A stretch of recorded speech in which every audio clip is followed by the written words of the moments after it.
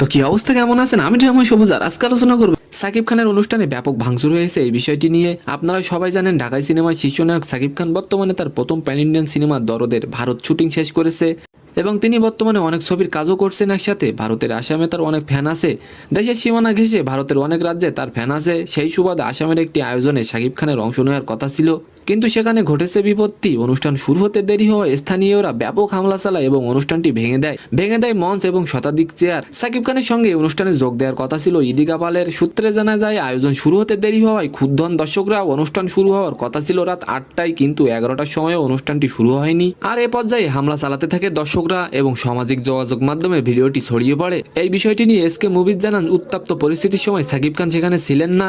সবাই দাবি করছে আয়োজকদের গাফিলতিতেই এমনটাই হয়েছে। তো সম্মানিত দর্শক, আপনি চাইলে আপনার মূল্যবান বক্তব্যটি কমেন্ট করতে পারবেন। তো আজকের ভিডিওটি কেমন লাগলো অবশ্যই কমেন্ট বক্সে জানাবেন। আর ভিডিওটি যদি ভালো লাগে অবশ্যই একটি লাইক দিয়ে আমাদের চ্যানেলটিকে সাবস্ক্রাইব করে দিবেন। ধন্যবাদ।